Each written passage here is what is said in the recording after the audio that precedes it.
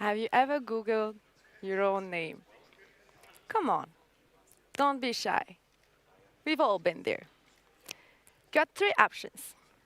One, your LinkedIn profile. Congrats, you're the lucky ones. Few professional pictures, all good. Second option, let's say that Skyblog from 2025 is still alive and kicking. We'll get through it. Third option, well, we found that college party picture. Yes, that's one. We're not there to judge. No worries. Whatever you find, that is your personal brand in action. And in today's digital age, it matters more than ever. So point today is to identify how we can control this. So picture this. You've landed your dream job interview. You're busy rehearsing your pitch, rehearsing your handshake, color coding your socks. But guess what?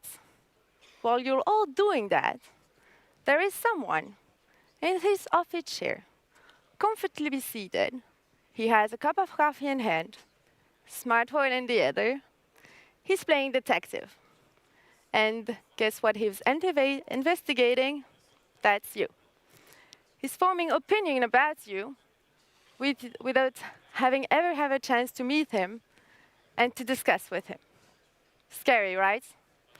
Let's see that as opportunity. Why is it an opportunity? Because we've got a strong personal brand, there are three impacts. You lead more, you win more, you earn more. You lead more because someone someday told me leadership is not about having a title. Leadership is about the impact you have on people, how they can follow you, how you can influence them in a good way. So if you're more willing to lead, you're more willing to win more because you're negotiating from a place of confidence. Because people will value what you have to say. They will trust you. You lead more, you win more, you earn more. And that's what we're here to explore today. I've nailed it down to three aspects: presence, projection, persistence. Let's start with the first one. Let's start with presence. Presence is who you are today at a certain point of time. It's how you talk, how you dress, and even how you send that spicy email to Karen from accounting. Yes, I see you. The point is, it has an impact on the way people will perceive you.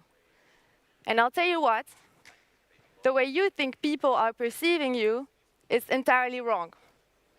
So think about that for a sec. So how do you change that? Let's start with the basics. We're going to start with the LinkedIn profile picture. You want a good picture. A picture that says, I'm professional, I can have fun, within HR-approved limits, of course. So I'll tell you, your favorite Sunday pajamas, no matter how cute and cozy they are, not LinkedIn material. Same goes for that college party you got 10 years ago. That's super cute, not saying, but you can still see your arm's X on there. And we all know what that means. So scrap all that. Go straight. Go with the professional picture. So we get the picture. Now you have to understand who you are talking to. Picture yourself talking to someone in the car. Let's make it simple. Who are they? What do they look like? What do they care about? What don't they care about? Because you don't want to go there. You want to make sure that you have a nice conversation with them and that you bring value, that they actually want to listen with you. So you understand who you're talking to. Now, when you understand who you are, already a big step, who you're talking to, what you want to do is find your voice. Who are you? Who are you truly? Are you funny? Are you sarcastic? Are you the walking encyclopedia? Think about it. because you want to be the same person online. You don't want 1,000 followers on LinkedIn meeting you in real life, telling you, oh, I had no idea that was what you like. You want to avoid this situation. So basically, you want to make sure to avoid making my mistake. When I started, I was Gordon Ramsay on Instagram, and I was trying to be Tony Robbins on LinkedIn. Let me tell you, that was a recipe for total disaster, not success. So go back to who you actually are, and remember, if you try to appeal to anyone, you'll just end up appealing to no one. It's like trying to be the pizza that everyone likes. And newsflash, pineapple is not a thing, folks. Thank you for the Italian in the room. So, we've now done your presence. Your presence is who you are. What we want to focus on now is the second P, projection. Projection is here. Remember, we were there. Projection is about, you're here, I want to go there. What do I make sure to do so that you're here in the spotlight where everyone can see you? Let's work about that together.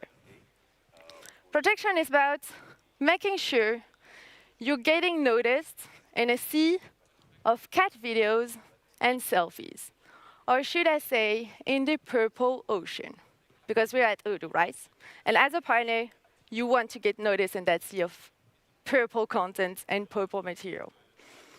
There are different ways to make it happen. Think of it as hosting a party. You just don't invite people.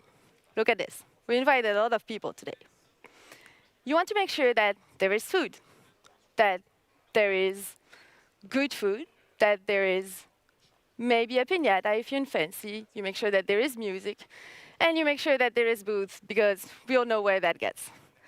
But the thing is, you want to create that experience for people, just like we did here at Odoo Experience. You want to create an experience that people will remember, and why they would come back to you, come back to your content, because they remember it, and it had an impact on them. So there is different ways of making that happen. Could be email marketing, could be a podcast, could be a video, an interview, you name it. The point is, you need to experiment. Take a look at different partners. Take a look at Cyberoses. They've crushed it with the videos they've made online. They've crushed it so much that even my own customer would come to me saying, I've seen that video. And actually, I was the one sharing the e-learning video of Odoo. But they went with Cyberoses in the end. So think about it. They've managed to turn complex ideas within digestible information for people, so that people will stick around. They would come back to the content. Or take a look at Gravity. They found their own groove with drinking the pulper juice. And no, it's not a new smoothie. However, if you want to try it, you can go to the hall. They have juice for you. What they managed to do is basically creating the same sensation as a digital group hug without the awkward physical content. But they made people feel heard and valued. They created a community so that people will always come back to them. And if you think about an Odoo community, you have SCA, and now you have drinking the purple juice. So they've really nailed it down. Again, I could go on about Nalios. I could go on about EmiPro. That did an excellent job as well. The point here, as I mentioned, you want to experiment. Maybe you're the next video virtuoso. Maybe you write the best articles and you're the next Hemingway. Maybe you're the podcast host that will help people sleep at night. You know, subliminal marketing is still marketing, right? The point is, you need to experiment. You need to find your own groove. You need to make sure that you find something that works for you, that drives your passion, and that you want to reproduce. Because in the end, it's all about propelling your voice. It's about being here, wanting to get there, and using all of the materials that you can make, in order to be in the spotlights. So this brings me to my third point, persistence. Persistence is one thing, no shortcuts. And that's the only thing you have to remember from my talk today. No shortcuts, because no matter what you do, when you try, how many times you try, you have to do it all over again. And I'm a salesperson. I know what I'm talking about. So how do you make it happen? How do you stick to your plan? Because we're all humans afterwards, and we will ditch the whole plan at some point. The point is, the more you try, the more you will see the results. Let me take you to my first post on LinkedIn. That was 6 months ago. I just switched teams to PR, and I decided to go all in on LinkedIn. I posted my first post. 3 views, 1 like. One of them was my mom's. Thank you, Mom. But I kept at it. I kept on posting. I kept on experimenting. And I kept at it until I was tired of doing that. Today, and I set myself an objective for this Odoo experience, because I have imposter syndrome, like we all do.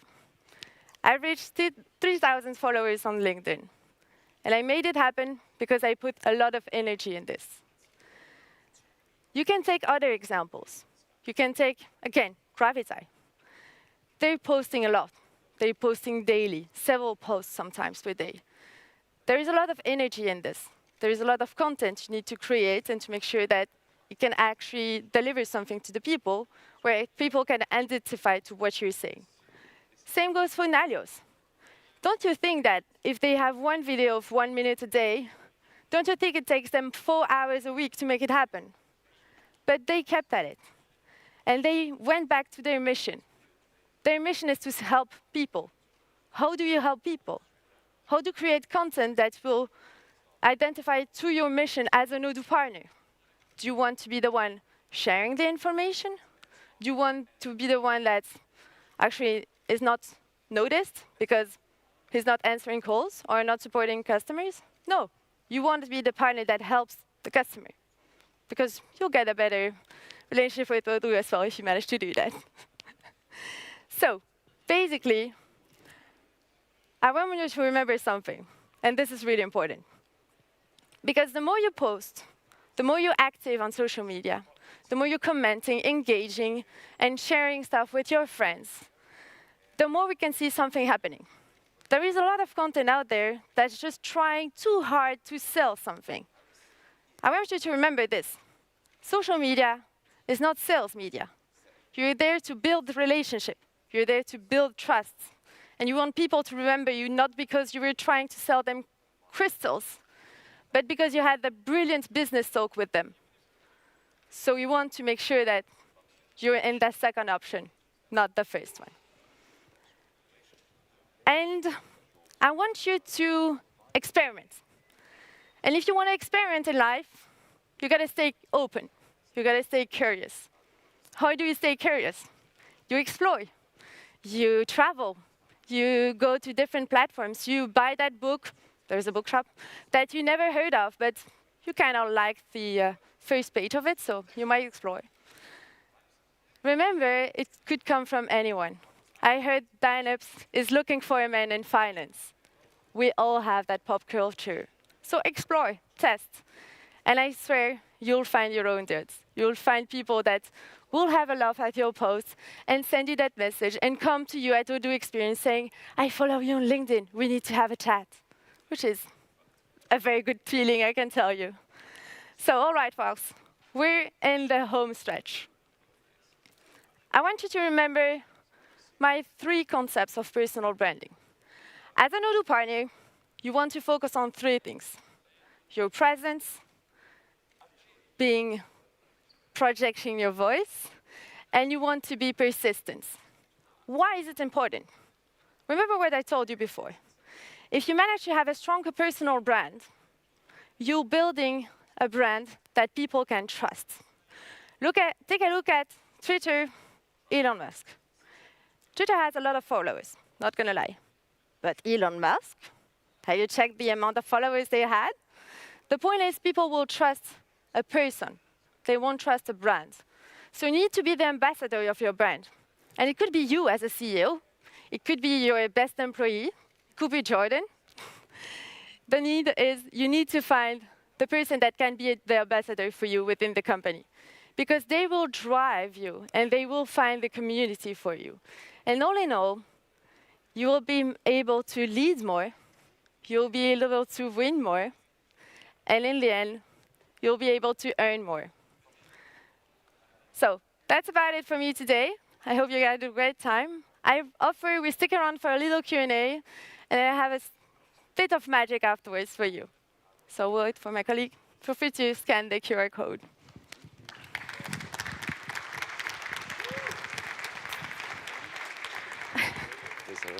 Okay. There. We have the bad right here. So, first question is, how would you approach outbound sales? I hope this is not someone from our PR team asking this question. So how would I approach outbound? There is something I told you during this presentation, is that social media is not about sales media. So you don't want to be too pushy. You don't want to be that person at an event only talking about your business, only talking about the services that you can offer. Think of it, what kind of value can you bring to people? How can I reach out to this person that wrote a brilliant article telling him you probably need some coaching on your speech today? How can you do that? You reach out, you have a chat with them, and they will come to you saying, actually, I want more. I want to understand more. Outbound is just like that. You try to reach out to a lot of people, you create your community, you make sure that they come to you, that they've asked the question. And then from there, you build the service that you can build for them. This is how I would approach it. I'm trying. Okay, thank you, Sarah. The second question would be, would you base your marketing on Odoo brand image or create your own brand? I've been thinking about this a lot. I'm not sure whether there's anyone from marketing Odoo over here.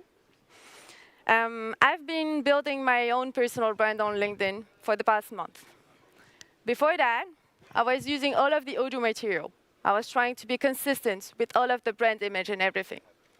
Turns out, I'm an Odoo employee. I know a lot about Odoo, and I want to share a lot about Odoo. But the thing is, I'm not part of the Odoo marketing team. I'm part of my own persona. I'm maybe a bit weird, maybe heavily passionate, and I want this to be reflected in my communication as well. So you want to find your own groove. You want to make sure that people will recognize you for your own brand and not because you're only an Odoo partner. Because it will give you more opportunities in the world as well. And trust me, you never know what kind of opportunity you're turning up for in life.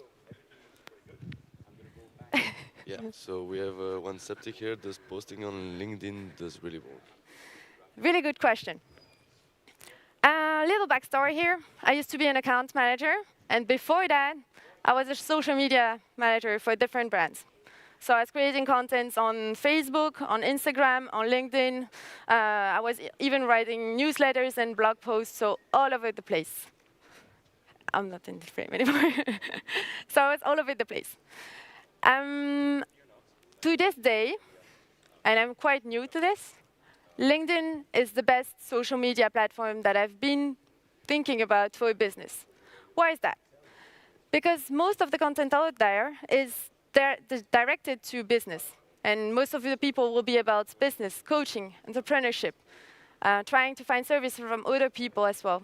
And this is where you want to tune in, because this is what you can offer to those people as well. If you go on Instagram, it's going to be mainly media, and you're not going to be able to go all in with your idea. The point is, you don't want to diffuse all of your ideas. You want to concentrate on one platform, and then you want to expand to other platforms. The same goes for business. You first want to go with one entity, and then you want to expand to other entities, just like Nidos is actually. How long does it take you to organize your post on LinkedIn weekly? Officially or non-officially? Officially, I work on Saturdays. Non-officially, I try to create as much content in one place. I've mentioned this about Nalios before. So what Nalios does is that they take 4 hours during their week to do all of the videos. I try to do the same. So I would block a specific time in my calendar, let's say 2 hours every 2 weeks. I'm creative, I'm fast. I kind of, yeah. So I block that timing in my schedule. I'll do all of my posting for the next 2 weeks, and I'm set. And then I just have to engage with people, send messages, comments, and then try to engage on specific topics on LinkedIn. Okay, thank you. How long do you wait to know if a strategy works or not? I think it's a life question here. I think it comes down to your patience as well. Because you're going to try something, you're going to experiment it. The first 3 months, you won't see any results. Because you'll be building something, you'll be trying everything out, and you never know exactly what's going to happen. But the thing is, at some point, there might be one post. I had this with the Odoo implementation cookbook that just skyrocketed. I didn't expect it, and from there, my audience grew. And now, if I have a regular amount of impressions on my posts as well, and it's more stable. But the point is, you always have growth and then stabilizing, and then growth again, and then stabilizing again.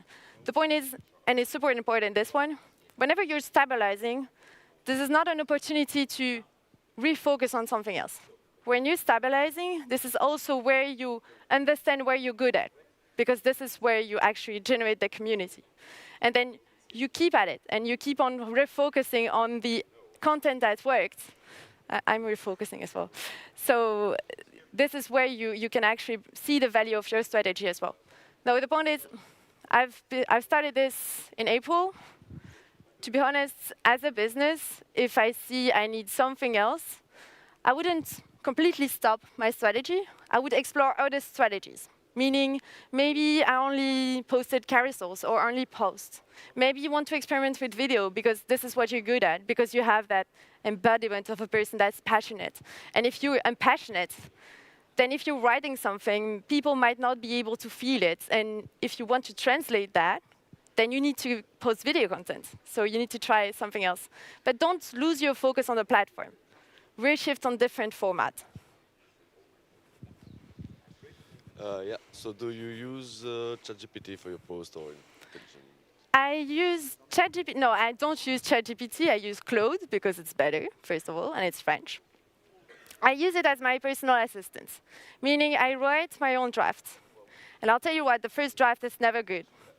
I use it to rephrase some of my ideas and to give it a certain structure that's okay for LinkedIn and that will go viral on LinkedIn. But the content is mine because I'm sharing my ideas, basically.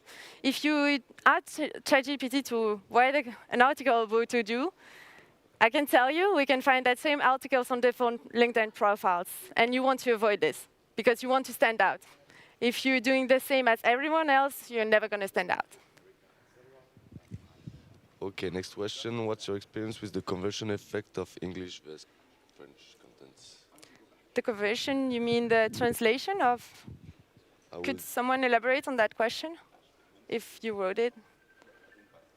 We can go to another one in the meantime. Yeah. How do you get your inspiration for your posts? Well, I've mentioned it before. I'm a curious mind. The people that know me know that I'm all over the place. The point is, sometimes it would be that quote you've seen on the metro in Istanbul because you thought it was inspiring. Maybe it's the video of like, I'm working for a man in finance. And you're like, no, I'm looking for a profile. So I'm going to use that same old sentence. I listen to a lot of music, and I'm actually a DJ. So this is also what gives me my inspiration for my posts. Because in the end, you're never going to post only about one thing. You're going to share your whole life experience. And this is what people want to listen to, actually. So you want to share that authentic version of yourself. And you want to share that I've been on holidays, and I've been taking time off. And actually, this was super important for me because I was just saying the same every day on LinkedIn. And actually, having that vacation told me a lot because it helped me read books again and having like ideas pop in me just because I read that book.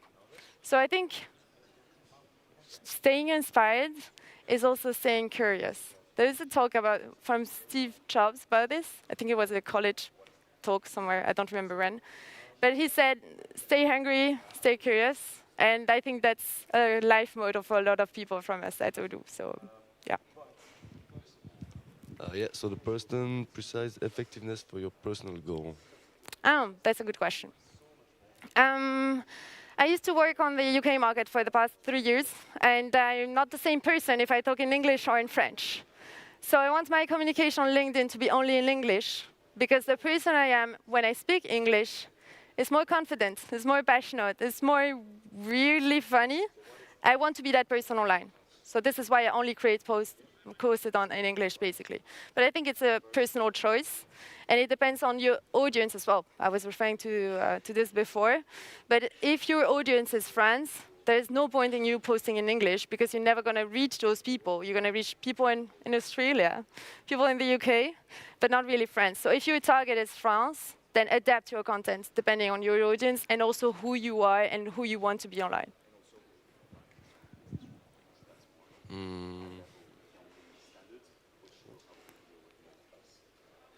What are your thoughts on reposting content from others? Example, purple juice. Reposting content from others. I went to university, I studied communication. If you repost something without mentioning it was someone else's idea, you would get fired from uni. So take that into account, and make sure that you're referring to the people that you took inspiration from. Maybe you turn it up a notch, but at least you want to know and you want to share that where you got your inspiration from. That's my opinion. That's perfect. You answered all the questions. Thank you, Sarah, for your talk. Thank you very much. And I just want to say, this was not finished, folks. I just want to finish with something. It's basically Odoo partners. It's time for you to conquer the digital world. And may the posts be ever in your favor. Thank you very much.